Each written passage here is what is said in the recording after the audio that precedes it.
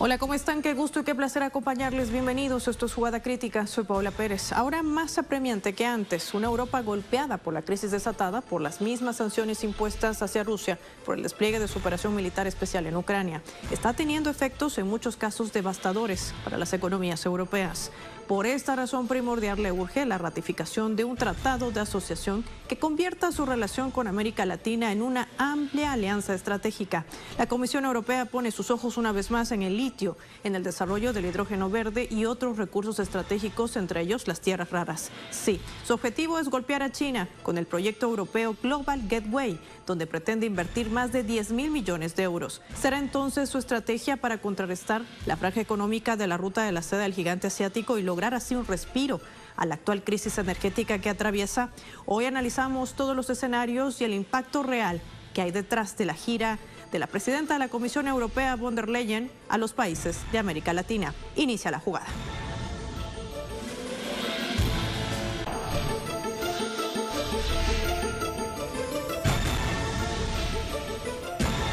Históricamente, la Unión Europea ha tratado de negociar con América Latina en bloque, pero sus raíces colonizadoras le han colocado una autobarrera. América Latina no quiere seguir entregando su materia prima sin valor agregado, y mucho menos bajo amenaza de imprimir más sanciones. ¿Dónde queda entonces la premisa que debe existir entre socios estratégicos? Hablamos de confianza mutua y no la desconfianza y más sanciones que alardea von der Leyen.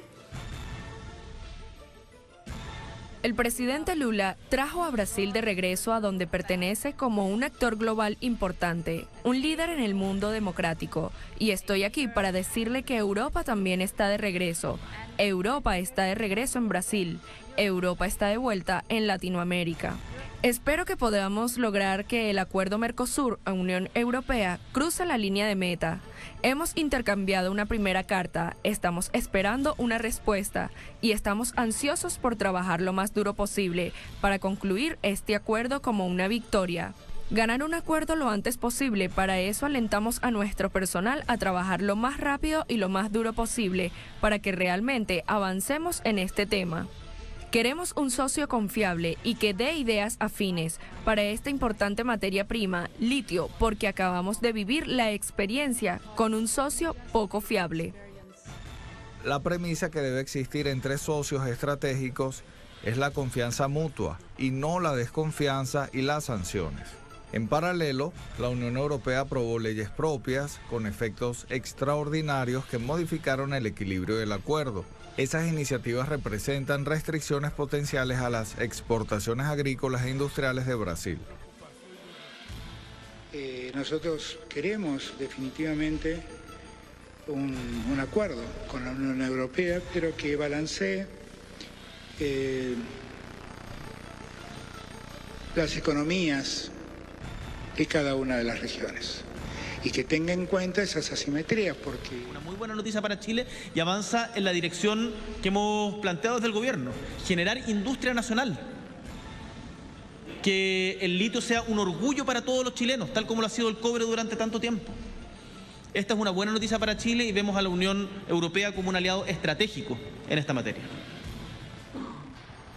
Reconociendo la importancia de México en el concierto de las naciones y el interés de Europa por que se firme un tratado económico comercial con México.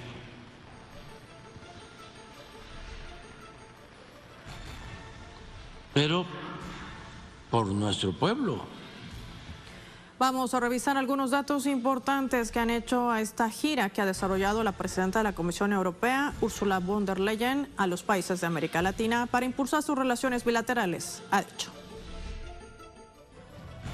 como parte de la estrategia europea global Gateway, que busca la cooperación en el sector digital energético, de transporte, además de reforzar los sistemas de salud, educación e investigación. Es parte del argumento que justifica la gira de Ursula von der Leyen a América Latina. Sin embargo, el escenario político que envuelve la presidenta de la Comisión Europea en los últimos tiempos es la diplomacia guerrerista, en alianza con la OTAN y la Casa Blanca, que en conjunto llevan la estrategia militar de Ucrania ante la agresión contra Rusia. La gira diplomática de von der Leyen Leyen inició el lunes 12 de junio en Brasil. Allí asistió a la Confederación Nacional de la Industria y se reunió con el presidente Luis Ignacio Lula da Silva. El líder del Partido de los Trabajadores le solicitó la revisión de los acuerdos con Mercosur, por lo que el gobierno de Lula enviará a la Comisión de la Unión Europea una contrapropuesta de los compromisos que exige el bloque para lograr las negociaciones, discusión que paralizó la política ambientalista de Jair Bolsonaro durante la campaña electoral 2022. Posteriormente, von der Leyen visitó Argentina, donde firmó con el presidente de la nación, Alberto Fernández, un memorándum de entendimiento entre la Unión Europea y Buenos Aires sobre materias primas críticas para la transición energética, el desarrollo del litio y el hidrógeno verde. La tercera parada de este acercamiento con América Latina por parte de la Unión Europea fue en Chile, país que pretende convertirse en una potencia productora de litio y de energía renovable en la región, y por lo cual la Unión Europea aportará 225 millones de euros para el desarrollo del hidrógeno verde.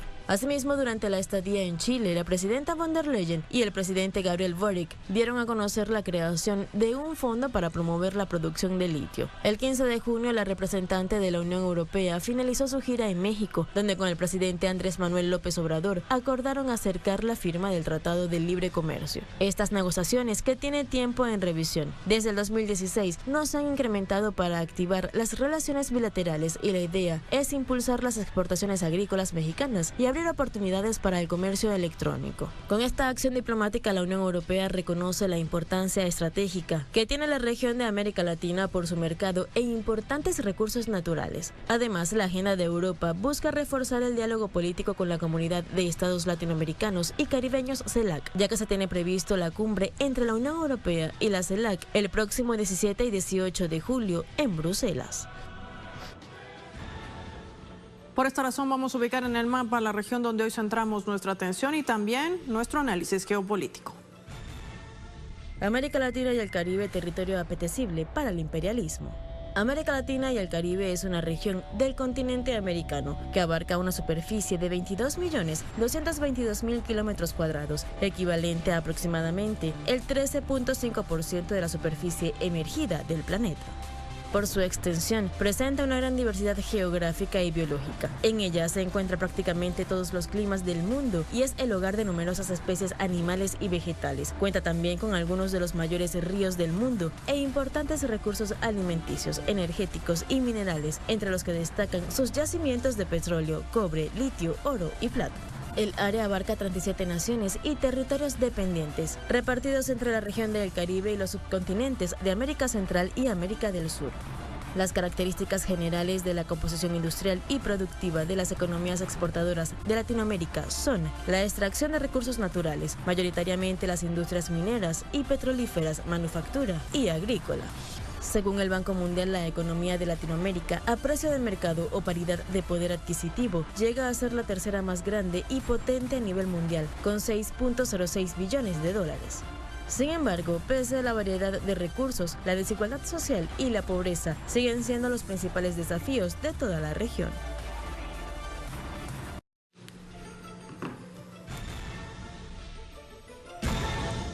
Vamos a marcar la primera pausa en esta jugada crítica y con ella le compartimos nuestra jugada estratégica a propósito de esta plataforma, la red social Twitter, que utilizamos día a día para compartir también sus impresiones. Recuerde que su opinión nos interesa. Puede hacerlo a través de nuestras dos cuentas habilitadas, @jugadacrítica, @PaulaPTelesur.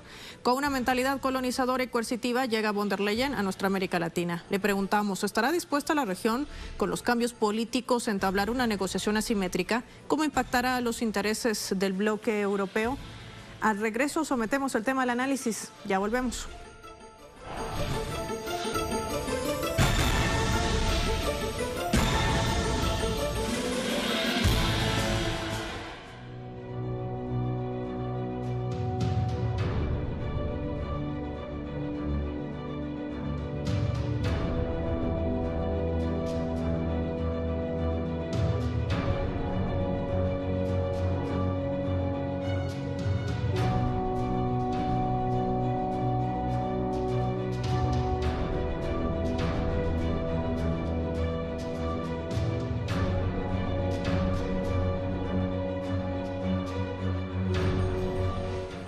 Antes de entrar al análisis, vamos a revisar cómo han sido esas relaciones marcadas por la Unión Europea y países de América Latina.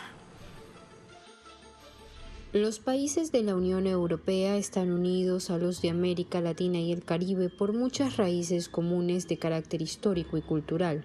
Para Europa, América Latina representa un mercado dinámico en expansión que requerirá una mayor atención en el futuro.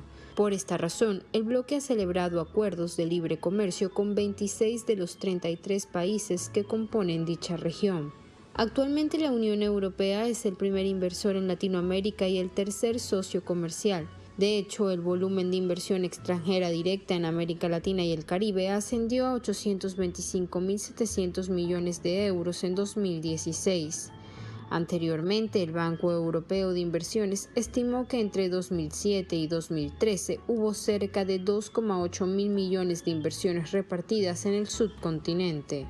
Por su parte, Alemania y España son los socios más importantes de Europa en la región latinoamericana. Berlín posee incluso más relevancia, pues alrededor de una tercera parte del comercio exterior de la Unión Europea con América Latina es ejecutada por el país germano. Resalta que en los últimos 10 años la cuota total del bloque europeo en el comercio latinoamericano se mantuvo estable en 14,4%.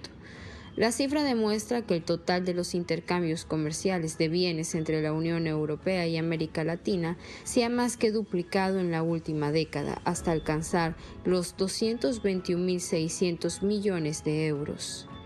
El grupo de los 27 provee una cuarta parte de las importaciones de la subregión y es destino de más de una cuarta parte de sus exportaciones.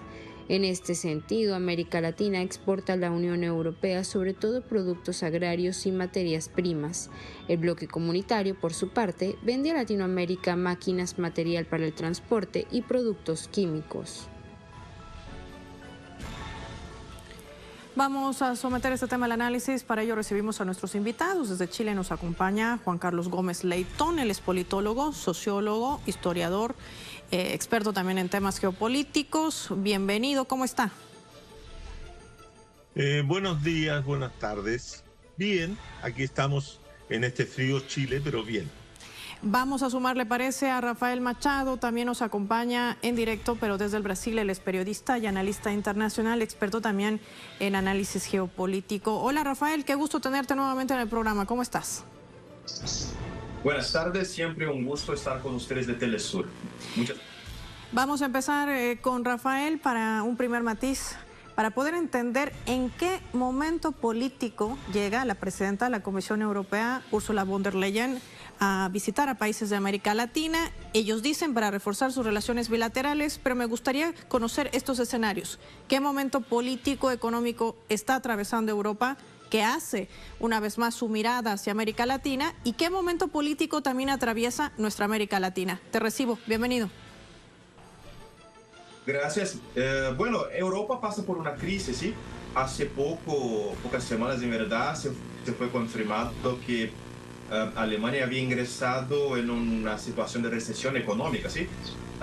Y nosotros somos testigos del hecho de que en África, en Medio Oriente, en varias otras regiones del planeta, muchos países ya están pasando a preferir las relaciones con China, con Rusia y con otros parceros. Nosotros vimos, por ejemplo, el cambio bastante radical de Arabia Saudita, ¿sí? Que incluso permitió nuevas relaciones positivas entre Arabia Saudita y Irán.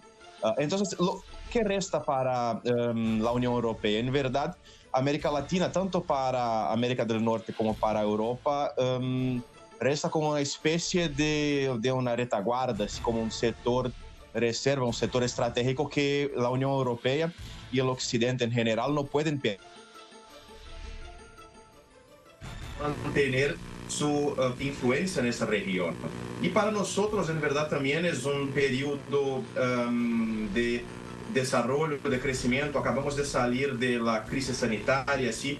Tuvimos varios problemas en esas regiones. También tuvimos una gran crisis, especialmente también en Brasil, por ejemplo, con toda la injerencia extranjera en nuestro país, con el lawfare de la Operation Car Wash, ¿sí?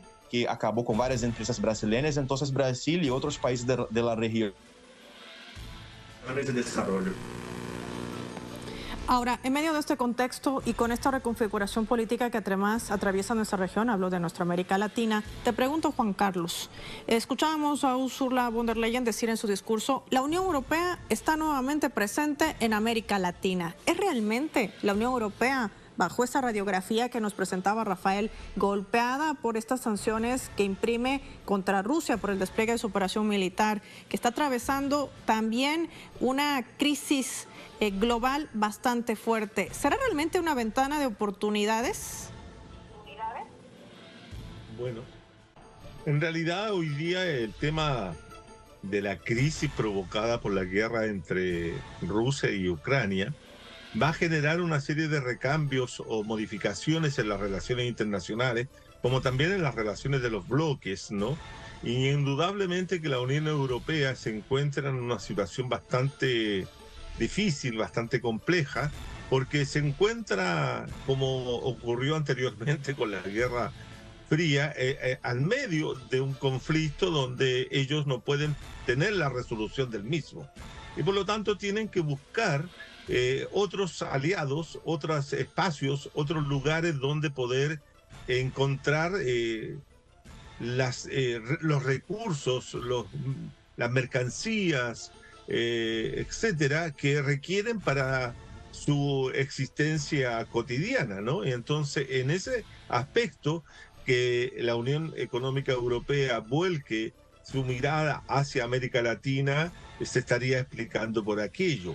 Y además, América Latina siempre ha sido un continente que le ha ofrecido a Europa una serie de productos, ¿cierto? Y de recursos para sobrevivir en diferentes etapas. Por lo tanto, no tiene nada de extraño de que la presidenta Ursula von der Leyen, ¿cierto?, se dé una vuelta por acá para reafirmar esos lazos de cooperación, reafirmar esos lazos de comercio, etcétera, pero fundamentalmente movida por una situación coyuntural que ellos son los que están necesitados de aquello. Ahora, América Latina siempre ha sido un continente necesitado de ofrecer y vender sus productos en el mercado internacional, porque fundamentalmente son países exportadores, ¿cierto?, de materias primas, de recursos, etcétera, de bienes comunes, pero que eso obliga, ¿cierto?, a entrar en conversaciones con todos ellos.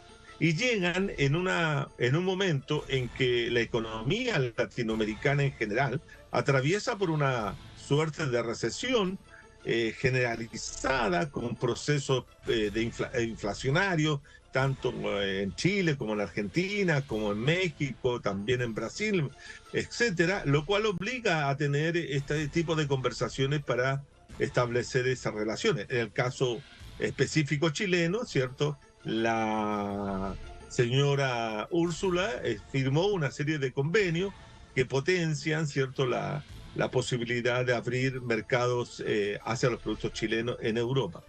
Bueno, eso también es parte de lo que es el libre comercio y lo que es el dominio del neoliberalismo a nivel global.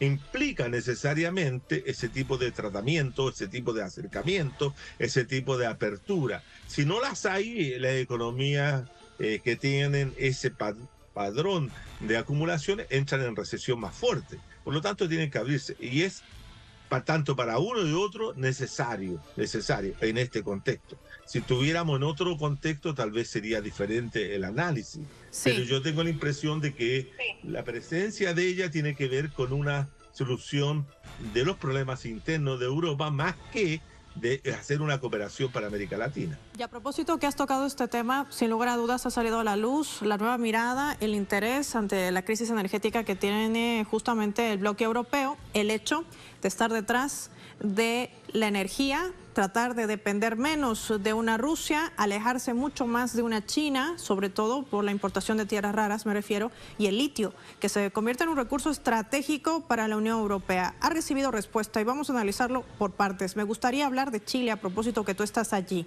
Un Chile que también ha promulgado una ley para el manejo de este recurso, pero que actualmente pues no lo explota, es decir, no forma parte de la estrategia de Estado. ¿Cómo entender esta inversión que hace la Unión Europea para el tema del hidrógeno verde, también a través de este programa del Global Gateway, más de 10 millones de euros?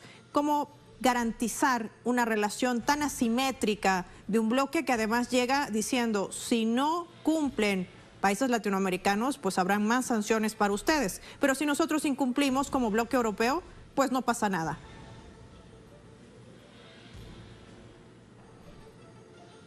El discurso de la presidenta Úrsula cuando llega a tanto Argentina, cuando llega a Chile, es como decir, mire, nosotros queremos establecer relaciones económicas, de cooperación, de apoyo, etcétera, siempre y cuando ustedes cumplan una serie de requisitos para evitar que la crisis civilizatoria, el cambio climático, etcétera, se sigan profundizando.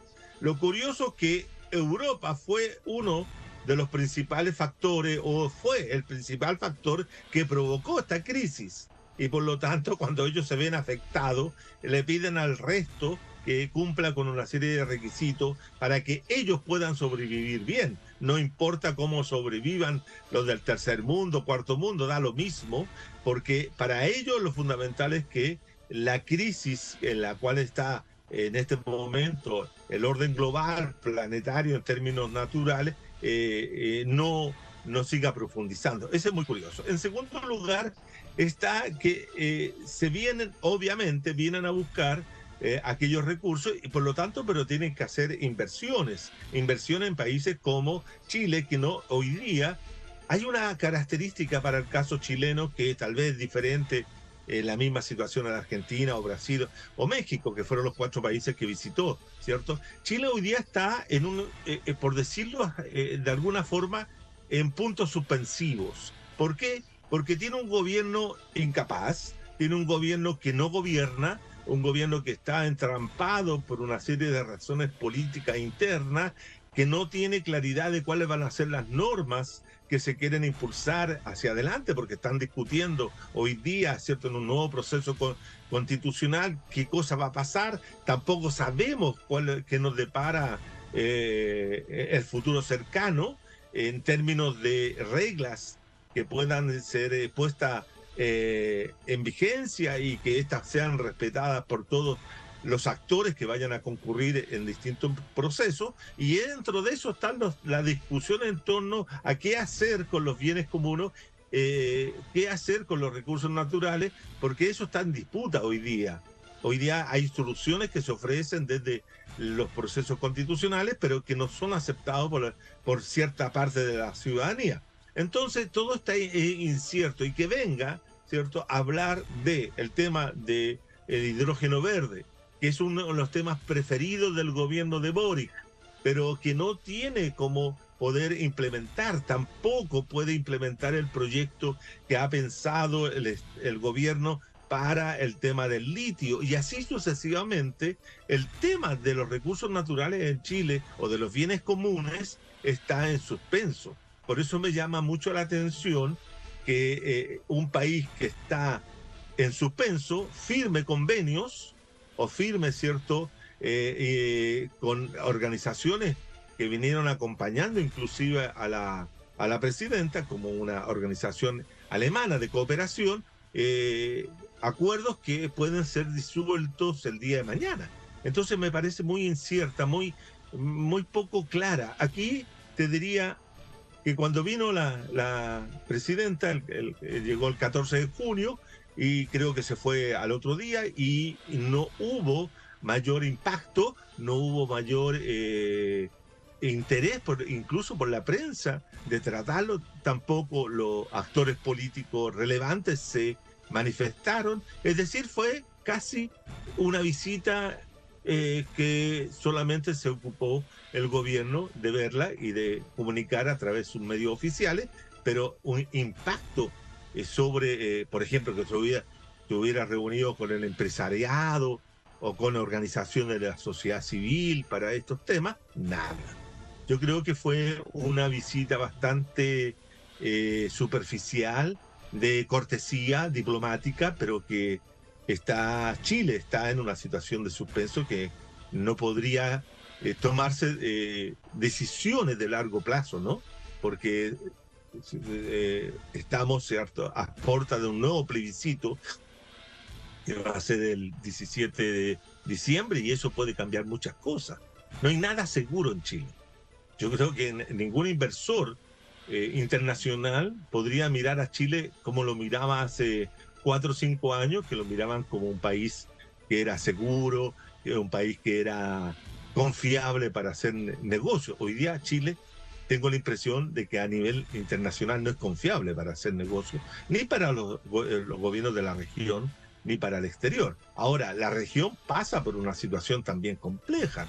Estamos viendo lo que está pasando en Argentina, lo mismo que está ocurriendo en Jujuy, lo que está ocurriendo en Colombia con este pretendido golpe blando organizado por la hueste el eterno autoritario colombiano que es Álvaro Uribe, y esta tremenda marcha que se ha hecho contra el gobierno de Petro, el bajísimo nivel de apoyo que tiene. Claro, todo esto manejado por los medios de comunicación y por las encuestadoras, pero Petro tiene 23 de apoyo, Boric anda por ahí mismo, entonces algo está pasando con los gobiernos progresistas en América Latina que se ven enfrentados a una crisis interna muy fuerte y difícilmente podrán tener una voz potente en el concierto internacional. Más desnuda el hecho, Juan Carlos, que hay una asociación comercial, pero no podemos hablar de una cooperación estratégica, no al nivel que tienen los países de América Latina con China o con Rusia. Rafael, esto sin lugar a dudas marca un punto de inflexión en cuanto al tratamiento que sigue haciendo una Unión Europea con esa mentalidad aún colonizadora y también coercitiva de no llegar después de 2 décadas a un acuerdo, complementar el tratado con el Mercosur bajo imposiciones. Ya lo decía Lula de cara a von der Leyen, no pueden venir a imponernos más sanciones en detrimento además de lo que va a impactar en nuestra economía. Hablamos de la ganadería, uno de los pilares fundamentales también dentro de la economía de Brasil, por mencionar un solo ejemplo.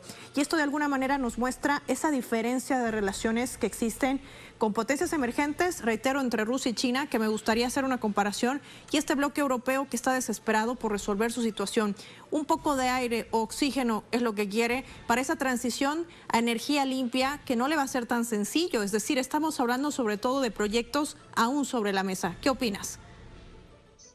Bueno, me parece bastante claro, por ejemplo, que incluso Europa, Unión Europea, en verdad no sabe incluso cuáles son sus intereses, porque, por ejemplo, están con esa cuestión de la transición energética, en cuanto Alemania cierra todas sus usinas nucleares, lo que no me parece bastante lógico. Bueno, en Brasil, la visita de von der Leyen fue interpretada como un intento de presionar a Brasil en todos los campos. Bueno, Brasil, por supuesto, posee una perspectiva multilateralista, lo que incluye también mantener buenas relaciones con la Unión Europea, con Estados Unidos, etcétera, o sea, con todos los bloques, todos los países. Y para Brasil, aunque haya críticas también, en el mismo sentido que el compañero Juan Carlos habló sobre la cuestión, por ejemplo, de que ese acuerdo, ese nuevo acuerdo con Unión Europea, Mercosur, Unión Europea, podía afectar nuestra industria a causa porque nos pondría como exportador simplemente de materia prima, etc. Pero en ese momento actual en que Brasil ya pasa por desindustrialización y que básicamente todo nuestro crecimiento económico viene de la agroganadería, en verdad no hay otra alternativa a promover ese sector primario para, con el superávit de ese sector, tal vez hacer inversiones en una nueva ola de industrialización. Entonces, ese acuerdo podría tener consecuencias positivas para Brasil si fuera bien manejado. ¿Sí? Y para Brasil no hay impedimentos legítimos para que se acordase ese nuevo acuerdo. Pero entonces todos los impedimentos, todos los bloqueos fueron levantados por nuestros parceros europeos, especialmente en esa cuestión del medio ambiente, pero la realidad es que la Unión Europea pide de Brasil, exige de Brasil normas ambientales y criterios ambientales que ni mismo la Unión Europea cumple, ¿verdad? ¿Sí? Hubo noticias recientes de que la Unión Europea, algunos países de la Unión Europea estaban quemando sus florestas para conseguir carbón a causa de la crisis energética. ¿Sí? Y yo puedo hablar como brasileño. Brasil posee algunas de las leyes y normas más rigurosas y más exigentes en esa materia ambiental en el planeta. Por supuesto que siempre hay problemas a causa de la dimensión del país para garantizar que todo sea cumplido correctamente, pero la propaganda externa sobre Brasil, la propaganda en Estados Unidos, en la Unión Europea, de que nosotros estamos destruyendo a Amazonia, y vean que incluso esa propaganda no cambió, mismo con el cambio de gobierno, porque lo que Lula, por ejemplo, creía es que con su ascensión al gobierno eso desaparecería, sí, las relaciones con la Unión Europea se normalizarían, pero no ocurrió. Entonces la cuestión no era exactamente con Bolsonaro, con el gobierno anterior, pero es algo más, algo como tal vez un intento de poner restricciones cada vez más grandes en la agroganadería brasileña y bloquear nuestro camino de desarrollo. Eso es lo que parece para muchas personas en Brasil hoy día, incluso para Lula cada vez más. Y ahora para que nosotros podamos ver, incluso incluyeron la posibilidad de sanciones contra Brasil, o que para nosotros parece extremadamente absurdo. ¿Sí? Nosotros nunca pusimos sanciones contra Europa cuando los países europeos destruyeron buena parte de su naturaleza. Entonces, ¿qué es eso de que quieran poner sanciones contra nosotros? Entonces, para nosotros es algo completamente inaceptable. Es, como siempre, un intento de interferir en nuestras cuestiones internas. Por supuesto que la cuestión ambiental es importante, posee una dimensión internacional, pero la Amazonia es brasileña y, por supuesto, brasileña, colombiana, venezolana, peruana, etc. Sí, entonces es un asunto de nosotros. Y hay un intento permanente a través de organizaciones no gubernamentales, de amenazas de sanciones y de empresas extranjeras, de organismos supuestamente neutrales y transnacionales, de decirlo, cómo nosotros debemos cuidar de nuestras florestas cuando ellos ya quemaron todas sus florestas, básicamente, ¿sí? Entonces yo puedo decir con clareza que para nosotros, para Brasil, aunque nosotros siempre tengamos la intención, el propósito de mantener buenas relaciones con la Unión Europea, con Estados Unidos, con Canadá, etc., bueno, Rusia y China no amenazan a nosotros como sanciones, ¿sí? No imponen exigencias absurdas de nosotros, simplemente quieren hacer buenos negocios, quieren hacer parcerías estratégicas, etc. Entonces, me parece que en la balanza el positivo se pesa más para el campo contrahegemónico o multipolarista, o como queramos llamar.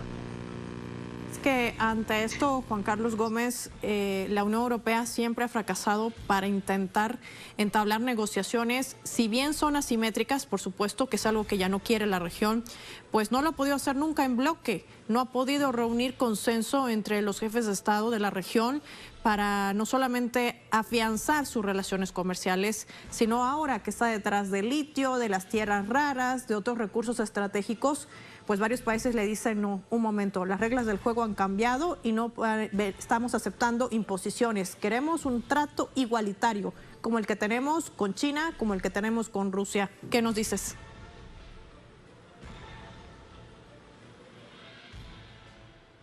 Creo que hemos perdido contacto con Juan Carlos. Voy a transmitirle la misma pregunta a Rafael a propósito de lo que nos reseñabas. ¿A qué crees que se debe el hecho de que el bloque europeo nunca ha podido hacer consensos en bloque con nuestra región? ¿Crees que esas imposiciones, esas amenazas, esa mentalidad colonizadora prácticamente le ha generado como una automuralla para poder acercarse a la región?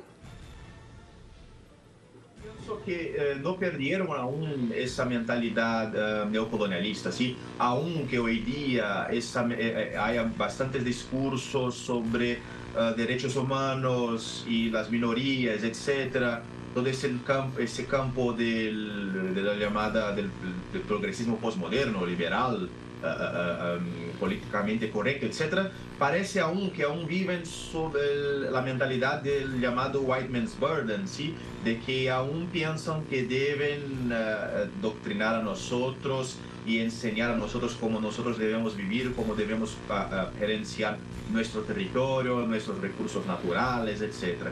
Y bueno, por ejemplo, hay también, es un hecho importante, algunos de esos países aún poseen posesiones o por lo menos satélites en nuestros territorios, como Francia, por ejemplo. Entonces, las relaciones con Francia siempre tienen un carácter bastante dudoso y bastante complejo, porque es un país de Unión Europea, es un país europeo, y al mismo tiempo es un país que posee territorio en nuestro continente. Entonces intenta siempre actuar como si fuera uno de nosotros, porque no es bien la verdad, ¿sí?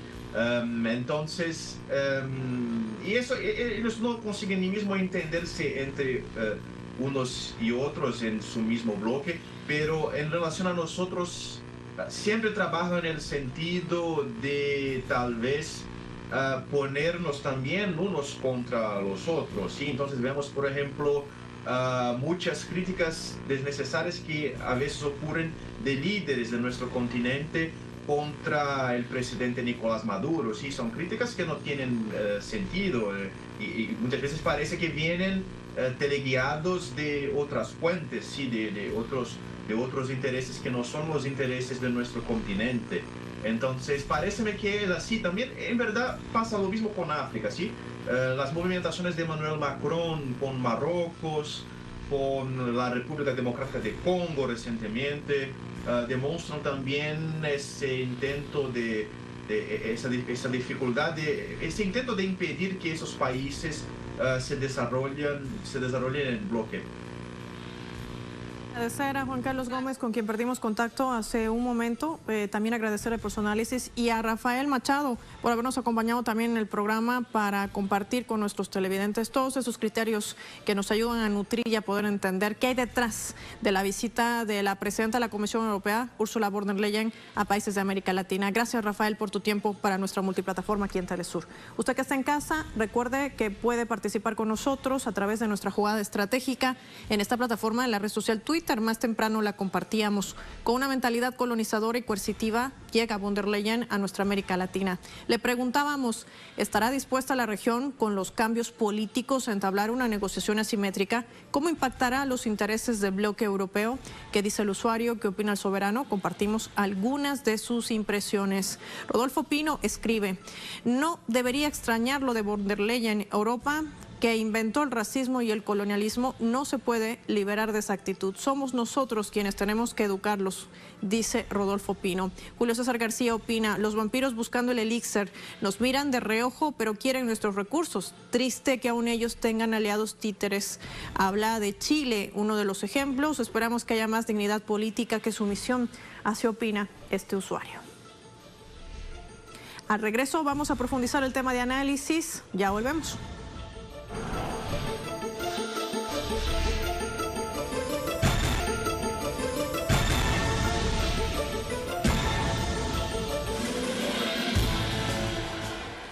Vamos a profundizar el tema de análisis. Para ello recibimos desde la Argentina, nos acompaña el doctor Julio Gambina. Él es especializado en temas de economía mundial, experto también en temas de geopolítica. Doctor, gracias por su tiempo para esta jugada crítica. ¿Cómo está? Bienvenido.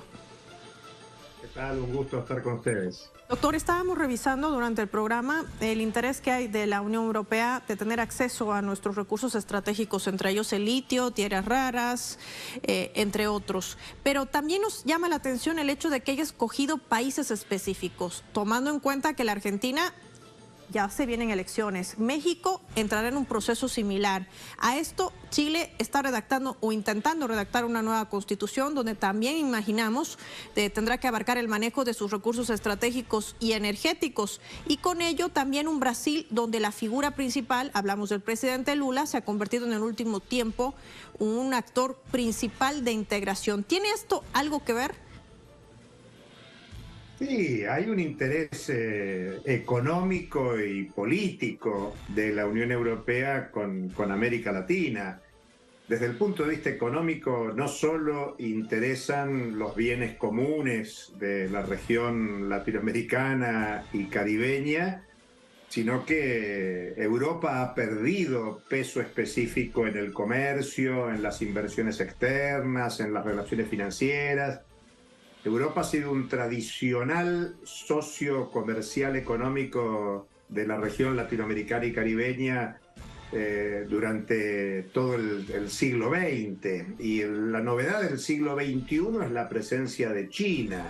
Y por lo tanto hay una enorme preocupación y competencia por parte de Europa respecto de la región, no solo de Europa, en ese sentido también Estados Unidos comparte la preocupación. Y políticamente no hay que olvidarse que Europa es territorio de guerra hoy en Ucrania y la posición latinoamericana y caribeña en términos generales no es favorable a las expectativas y las definiciones que ha tomado la Unión Europea como socio principal de Estados Unidos en la OTAN, en el apoyo a Ucrania contra Rusia. Y los países de América Latina y el Caribe están definiendo rumbos estratégicos, especialmente los países del BRICS, en ese sentido Brasil, como mencionas en la pregunta. Brasil no solo es el país número uno en población, en territorio, en poder económico en la región, sino que tiene una alianza estratégica con China, con India, con Rusia, con Sudáfrica, que es lo que está definiendo la multipolaridad del sistema mundial contemporáneo. Entonces Europa, sea por las razones políticas de las disputas que hoy hay en el mundo, como por los intereses económicos concretos, está muy interesada en que América Latina y el Caribe defina una posición cercana al objetivo estratégico de Europa. Por eso la visita de Ursula von der Leyen, o hace muy poquito tiempo el jefe del gobierno alemán. Y no hay que olvidarse que Ursula von der Leyen está terminando su mandato como funcionaria ejecutiva de la Unión Europea y por lo tanto pretende terminar su mandato con algún grado de avance en la reanimación de unas relaciones comerciales, económicas, financieras que se han deteriorado de manera muy importante en este trayecto del siglo XXI. Una política cuestionada, recordemos, en plena pandemia por el tema de las vacunas Pfizer, ha sido uno de los temas de escándalo que ha quedado prácticamente bajo el tapete político, como siempre, para tratar de lavarle la cara a esta Unión Europea que decide invertir más dinero sometida a los intereses geopolíticos de Estados Unidos. Quiero aterrizar en dos aspectos fundamentales: China y también Rusia. ¿Qué tanto entonces podrá dejar de depender el bloque europeo de una Rusia, energéticamente hablando, con esta mirada hacia América Latina, donde hay proyectos que no son tan tangibles, hay que decirlo así, pero también de una China donde pretende implementar una franja económica paralela de la ruta de la seda del gigante asiático? Ya tiene recursos, dice la Unión Europea. ¿Podrá realmente pisar ese acelerador a fondo y alcanzar estas metas en medio de todo este contexto geopolítico?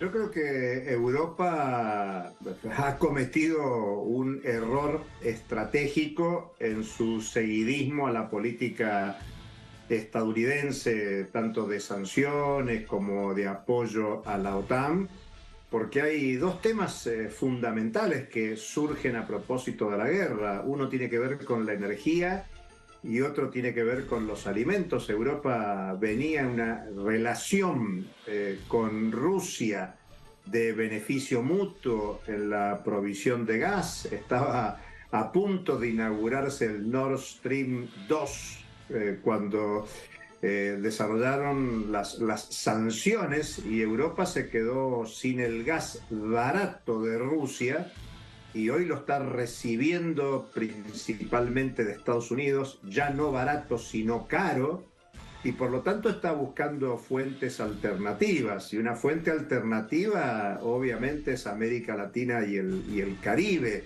Argentina acaba de inaugurar un gasoducto de gas no convencional con origen en la Patagonia Argentina, y hay expectativa de los sectores energéticos de la Argentina y transnacionales para proveer de ese gas a Europa. O sea que hay intereses económicos muy profundos en Europa, en América Latina y en el mundo para abastecer ese mercado que se ha autoinfligido un deterioro muy importante. Y en materia de alimentos, el tema es fundamental porque Ucrania es uno de los grandes productores de trigo, es uno de los grandes productores de fertilizantes, y claro, la situación de guerra ha deteriorado no solo las condiciones económicas en términos generales, sino la capacidad productiva, de almacenamiento, de abastecimiento, y por lo tanto, sea por los alimentos o por la energía, Europa está muy preocupada. Y hay un tema adicional, que es la crisis financiera mundial, donde curiosamente Estados Unidos está frenando la suba de la tasa de interés, China está bajando la tasa de interés para recuperar la economía china, y el Banco Central Europeo aumenta la tasa de interés. O sea que el panorama es muy complejo para Europa, y obviamente América Latina y el Caribe tiene que pensar seriamente desde una perspectiva soberana su vínculo con Europa y con cualquier territorio del sistema mundial. Mientras tanto, mientras nosotros hablamos, la Unión Europea fija la 21ª sanción contra Rusia, es decir, más imposición, más sanciones, y con esto el efecto boomerang. Estas sanciones que además han golpeado, como bien dice el doctor Gambina, no solamente la economía, sino el alto costo de vida y los intereses. Ya Ursula von der Leyen le dice a Estados Unidos: voy a requerir 66.000 millones de dólares adicionales para seguir prestándome, si vale el término, para tus fines geopolíticos y ayudar, entre comillas, a Ucrania. ¿Qué lectura va a hacer Estados Unidos, un país que ha tenido que fijar su techo de deuda? Estamos hablando del país que imprime los billetes, pero que no ha podido respaldar lo que tanto gasta y lo que tanto invierte para la guerra.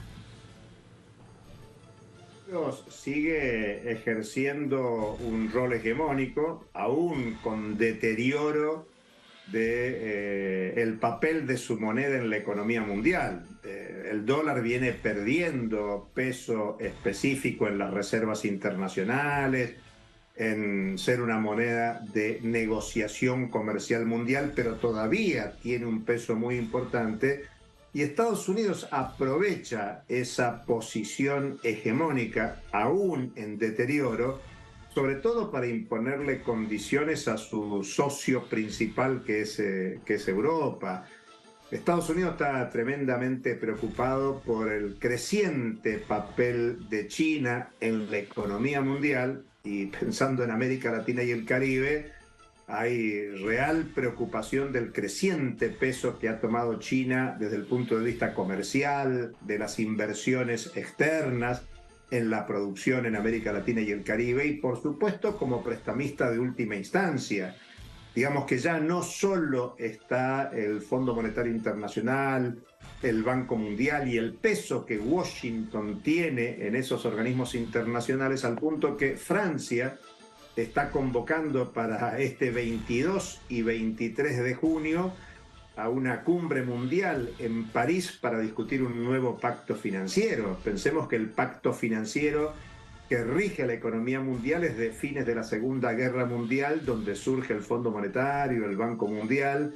Bueno, hoy está claro que el peso mundial de las organizaciones que dependen sobre todo de Washington no tienen el peso que históricamente tenían, y por eso el jefe del gobierno francés convoca un debate global sobre reestructurar el sistema financiero. Al mismo tiempo hay que señalar que los BRICS por un lado, pero movimientos sociales populares de todo el mundo hace rato vienen planteando campañas para una nueva arquitectura financiera mundial, porque hay que salir de este papel hegemónico que tiene el dólar, el Fondo Monetario, el Banco Mundial, el sistema financiero mundial, que recientemente hemos visto en crisis con la caída de grandes bancos de Estados Unidos, de Europa, y una banca central que, contrario a la lógica monetarista y liberal que preside su concepción política,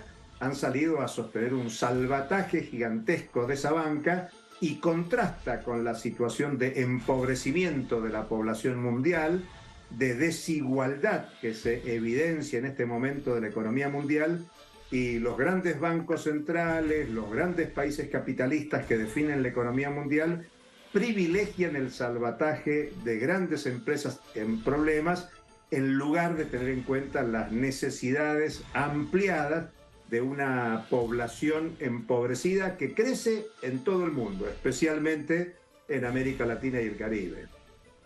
Global de la cumbre para un pacto financiero global, donde además se analizará un cambio al sistema financiero. Va a participar el presidente de Cuba en calidad de presidente del G77 más China y el presidente de Brasil, Lula da Silva. Así que va a estar sumamente interesante. Ese es un tema de análisis también que lo vamos a tocar en otro programa aquí en esta Jugada Crítica. Doctor Julio Gambina, quiero agradecerte por tu tiempo y tu análisis para nuestros televidentes. Muchas gracias por llamar y a disposición. A usted por atender nuestra llamada. Así finaliza el programa el día de hoy. Cerramos por ello nuestro tablero geopolítico. Soy Paola Pérez. Hasta un próximo encuentro.